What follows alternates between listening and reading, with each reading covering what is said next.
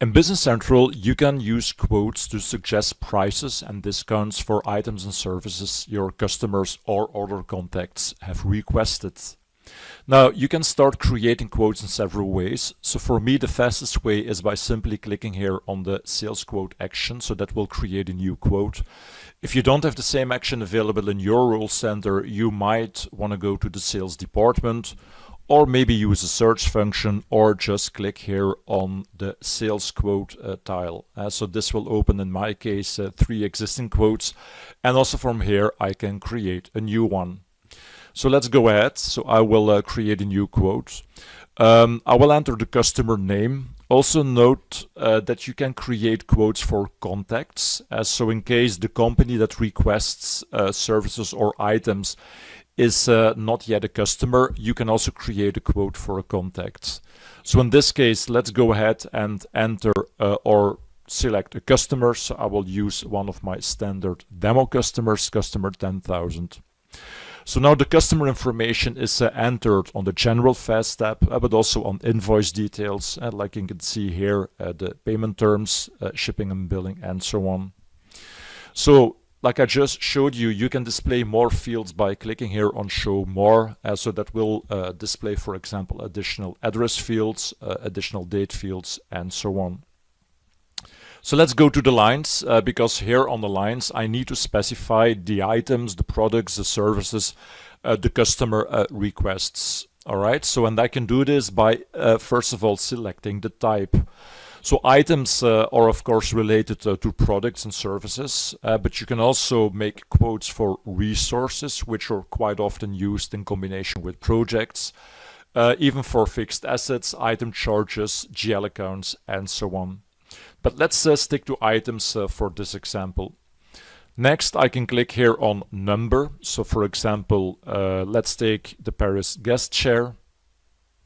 I can enter a location code, so in case that the customer would order these items, we're going to ship them from location main. This is not a mandatory field, by the way. So, and then I can enter the quantity. So the customer requests 16 of these chairs. So there you can see the unit price, and typically for a quote, you can also enter discounts, for example, so the customer can have a 10% discount, and so on. So let's enter a second line. So again, for another item, so let's take in this case the conference tables. So the Antwerp conference table, then also from location main, and in this case the customer would like to have 4. So there I will not enter a discount because they need to pay the total price. So that's an example of a quote, with a few items. So the next step would be converting the quote to an order or an invoice.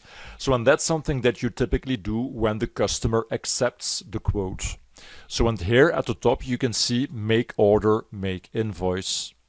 Now make invoice might be interesting when you're offering services, because typically for an invoice you can't separate the shipping and the invoicing steps. So for a service that's also not required. Which is why for services the make invoice action might also be interesting.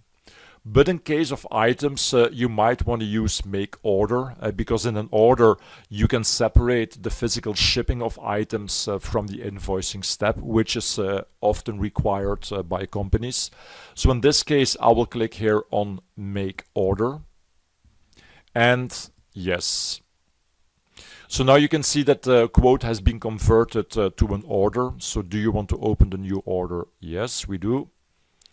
So in there you can see now the order, which basically displays the same information. So also here I can now see the items with the same prices, and if I scroll to the right, also with the same discount and so on. The information copied from the quote to the order. Another thing that you might notice is that now we have notifications on the available inventory. So it seems that both items are not available on stock, so we will have to purchase them or replenish them in another way.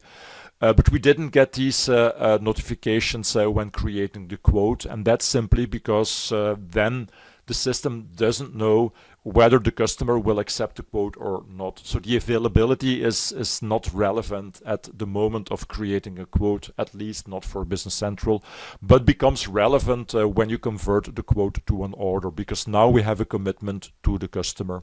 So in this case, again, it means that we have to replenish these items. So that's how you can create a quote in Business Central.